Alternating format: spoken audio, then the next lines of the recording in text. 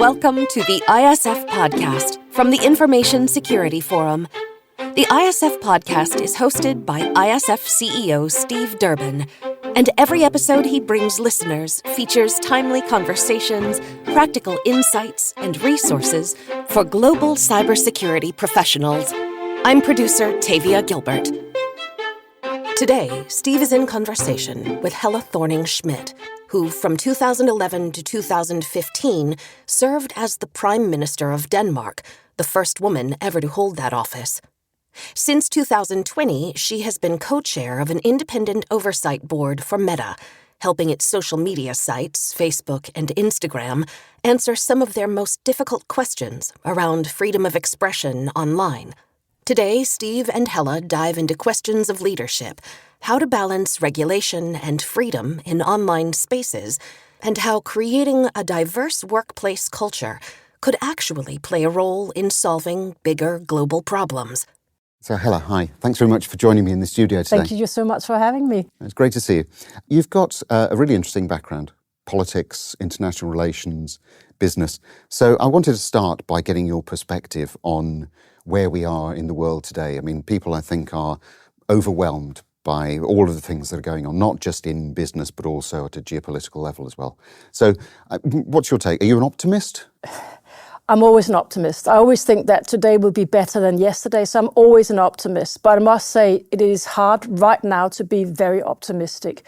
And I'm glad you start there, because I don't think we can understand anything about ourselves, our time, the people we hire, the leaders that we want to be, without understanding the time that we're in. And we are in a very difficult time globally. In Europe, for example, we had the all-out invasion of Ukraine by Russia. We are having border issues in Serbia. We had the Armenians that we never hear about in Nagorno-Karabakh being driven out of their country, 100,000 people just a month ago.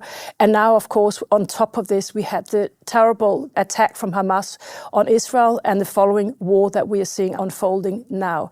And this is in a world where it wasn't peaceful to begin with. We have a critical situation between the US and China, and many local conflicts, and also an African continent where we thought that now there would be growth and there would be a middle class. But what we're actually seeing is that we have conflicts coming up again, and also a demography in Africa that should be worrying us all. And on top of that, I'm sorry to say, we have the changes of climate change, which we're seeing very, very clearly now. We were always warned that this was what it was going to look like, but now we're actually seeing it. And that will, of course, mean that people will be fleeing their countries and their regions much more, because it's simply untenable to stay where they are. So that means that the pressure from refugees and immigration will also grow in the coming years. So I am an optimist, but I also think there's so many things that are fundamentally changing how we live our lives right now. I mean, you just listed, numerous challenges to optimism there. So let me chuck two more at you, which is we've also got the upcoming US and UK elections. Yes. So lots of concern there around perhaps election tampering. But it strikes me that one of the things that is lacking, and I'm interested in your perspective here, is any true leadership, whether it be at the business level or at the political level.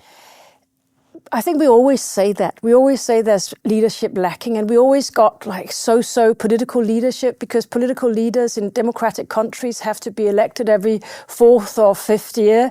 So they also have to understand what the population want here and now, and they can't only think about big issues all the time.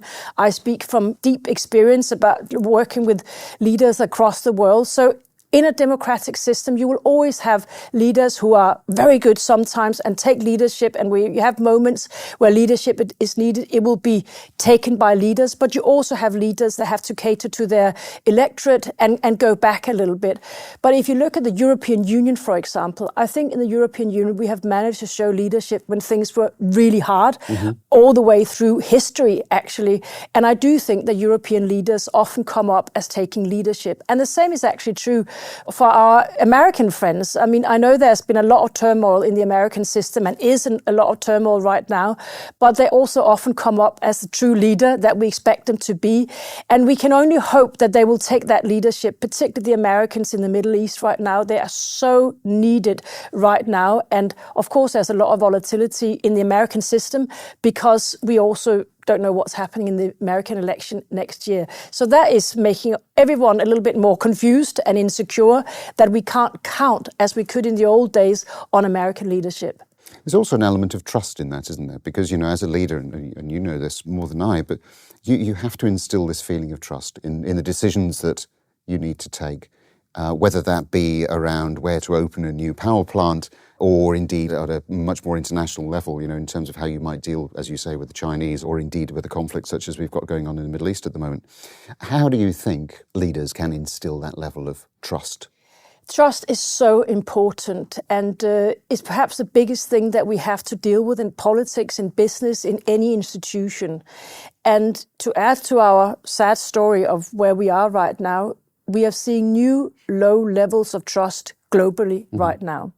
There was a little spike during the pandemic where people started trusting their governments a little bit more, but trust is actually at a new low level globally. And that means that the default sentiment of most people will be lack of trust in all institutions. And by institutions, I mean the media, politics, NGOs, and business. So the trust is very, very low. The only good news that I have here, and that comes back to your question about business leadership, is that the only institution of these four that I mentioned here that is actually trusted by people is business. Trust has gone local, and that means that I trust my leader, I trust my CEO, I trust the newsletter that gets sent out from my company. Trust has gone very local. And with that change of trust, that I actually trust the people who lead me, also comes a new responsibility for business leaders. So when we talk about leadership, we should of course talk about politicians because they're there to lead, but let's also talk about business leaders, because I actually believe that a lot of those issues we are talking about, that are deep issues that we're so worried about, has to be solved not only by politicians, but actually also by business leaders. So the next few years, I'm expecting business leaders, because the trust have gone their way, to step up even more and try to be part of all the changes that we want to be seeing. And how can they specifically do that, Helle? Because if I think of from a technology standpoint, you know, we've got an evolving landscape. We've got the EU working hard on the AI Act, for instance, in the UK. Things are slightly different, taking a slightly different perspective. In Canada, similarly. But one of the things that strikes me across all of those different geographies is that you do have this, perhaps, from a political standpoint anyway, lack or gap in understanding of what some of these technologies might be able to do, and some business leaders that are being asked to consult on that, having some skin in the game, running some of the largest companies. Yeah. So how do we, you know, work our way through that little conundrum? There are all these new technologies from, we have the Data Protection Act, then we have the Digital Service Act, and we'll have AI regulation also in the EU. And I think none of this regulation of all these new technologies can be done without true business engagement. I do the oversight of content on Meta platforms, Facebook and Instagram. Meta is doing a lot to moderate their content, but they have recognized, and that's why they have asked us as an independent group of people to help them do their oversight. So they are trying to say, we need help from outside, and that's where I come in. But you also have to have regulators to be part of this mechanism. So I think all these new things that are coming, AI, for example, you've got to have some basic regulation. I think most countries will end up having that. But the biggest burden will actually be on companies to use AI responsibly, to be ethical about what they're doing. I sit on a board where we're doing neuromarketing, where we're also using AI and neuroscience. And we can only do that in good conscience if we look at the ethical considerations we have to have around that. So all companies using AI have to live up to certain standards. It could be a human rights standard that they choose, like Meta has chosen. It could be other standards. But I think all companies who are part of this change need to think about ethical issues, human rights issues, and put that into their products and put that into their use of new tools, whatever it is. Like we always had to, when there was new machines coming in the old industrial factories, we also had to use these new machines in an ethical way so that people didn't get in harm's way, so that we had a healthy working environment, that people didn't breathe in things they shouldn't, that wasn't healthy for them. So all new technologies take a lot of social responsibility from all companies. And I think with AI coming in, there's a lot of new ethic responsibilities that we have to understand as well. I would agree.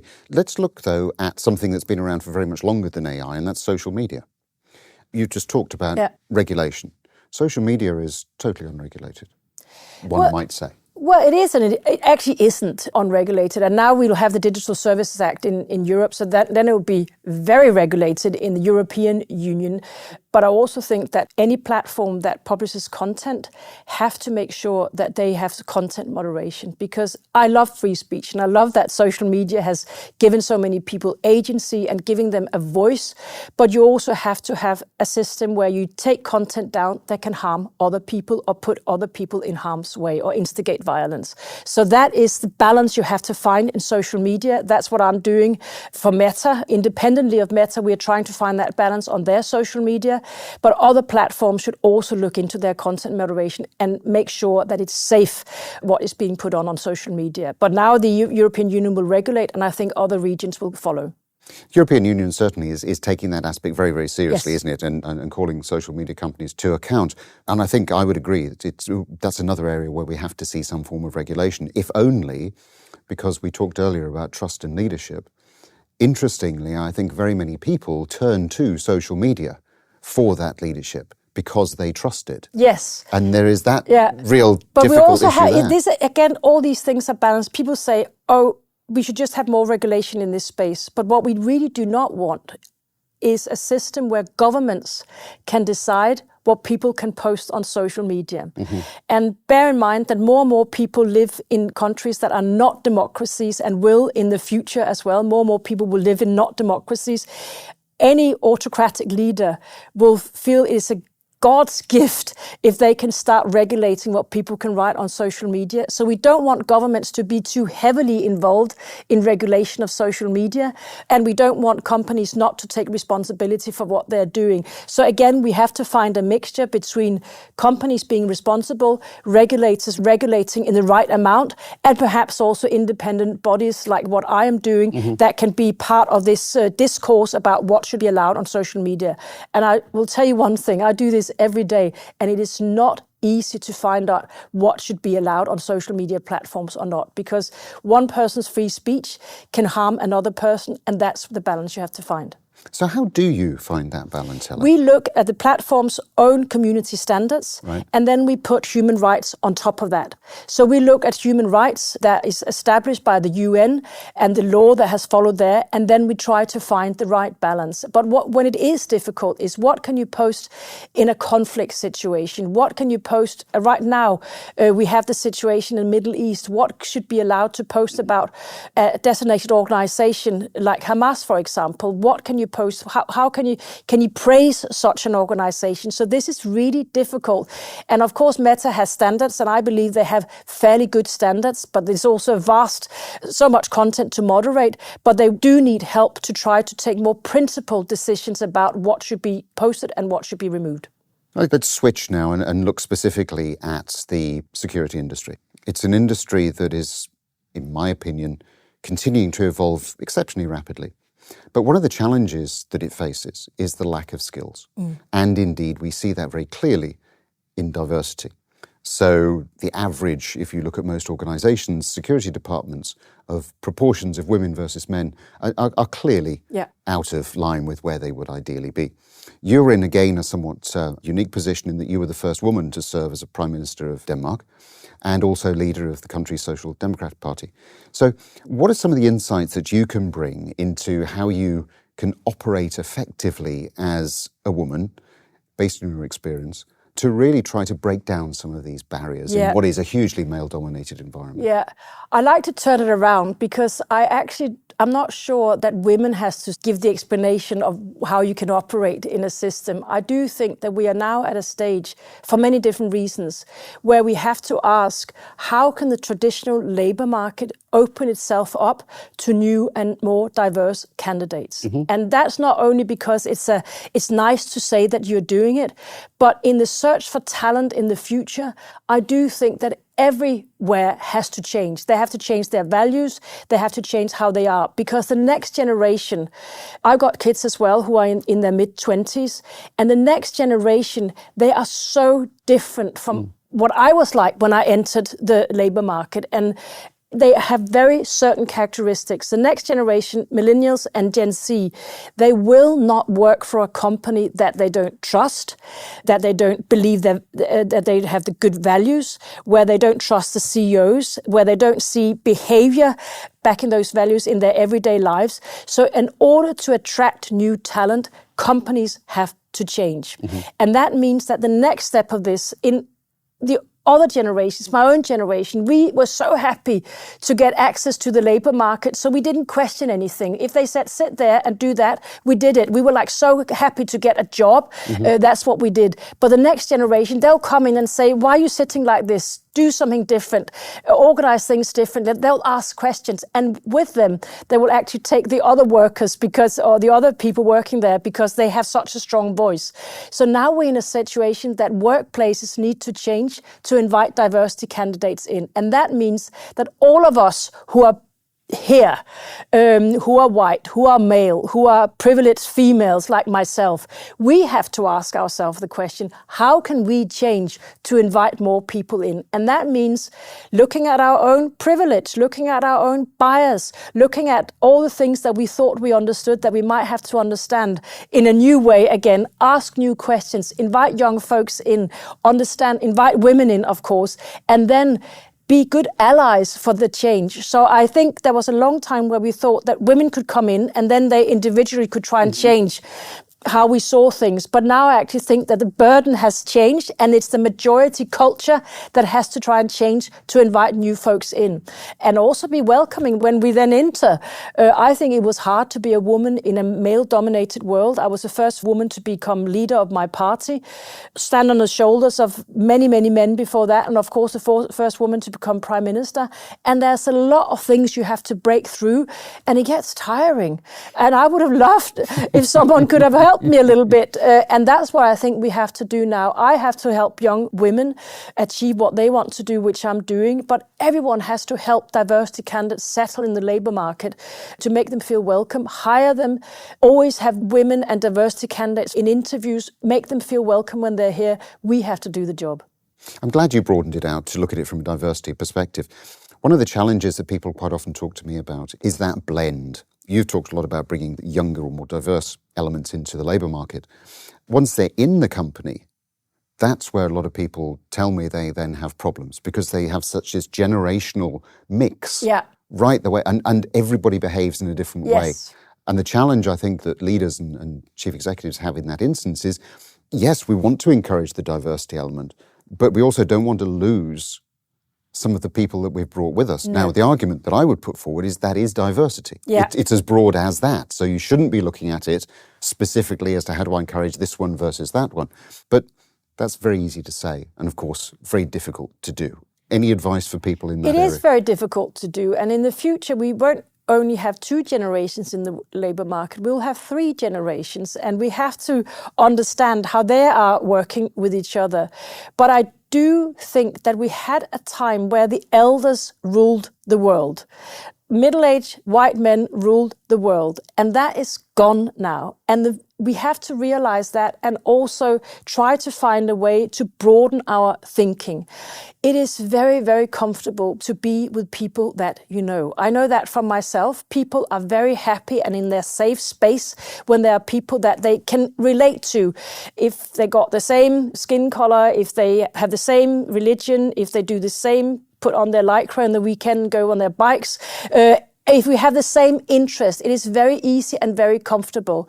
So we all have to accept that in order to engage new people and be a diverse workspace, we need to come out of our comfort zone and actually welcome that diversity. And what I believe, and that's why I think the workplace is such a fantastic place. Business have trust. They have responsibility. I know so many business leaders who are trying so hard to live up to that responsibility. You have invited me today to talk about this and challenge you. So many people are trying to do this, and what research also shows is that the workplace can be a great place to build bridges.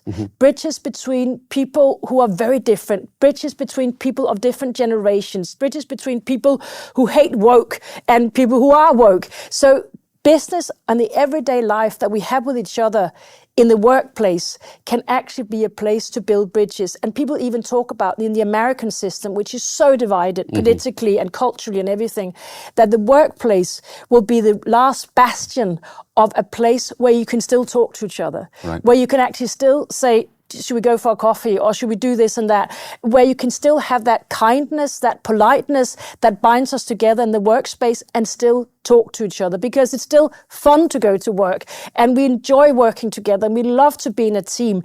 And that is a spirit that could perhaps even take the conversation above and beyond the workplace. So the workplace could be the bridge, but that also demands a lot of future leaders, and no leader, wherever they are, will be free of this obligation. So everyone has to engage. I think that's a nice way of linking right the way back to the way we started, Helle, where we mentioned that maybe it is going to be businesses that begin to emerge as sorting out some of the problems that we've just been talking about. It's been fascinating talking to you. Thank you so much for sharing some of those insights. Thank you, Helle. Thank you so much for having me. Thanks to today's guest, Helle Thorning-Schmidt. ISF member listeners, be sure to log into ISF Live to access all of our comprehensive research, reports, and tools related to this conversation. And to our listeners who haven't yet become an ISF member, get in touch with your regional representative at securityforum.org/join. We'll be back with a new episode next week. In the meantime, if you would take 10 seconds to pull up this podcast on whatever device you're listening, give us a 5-star rating and write a quick review, we'd be grateful. You can also listen to the ISF Analyst Insight podcast, which goes in depth on the hottest topics in information security. In every episode, ISF analysts hand-select active security professionals from ISF member organizations to discuss how the implementation of ISF research is uniquely applied to their real-world context. We hope you'll listen, and of course, we'll put a link to that show in our show notes. If there's a topic or question that you'd like us to cover in a future episode, let us know at securityforum.org, which is also where you can find our catalog of past video and podcast episodes, as well as ISF's research, practical tools, and guidance related to discussions like today's. The ISF podcast is produced by Talkbox and Tavia Gilbert, with senior producer Katie Flood. Mix and master by Kayla Elrod. Music by Alexander Filipiak. Thanks for listening.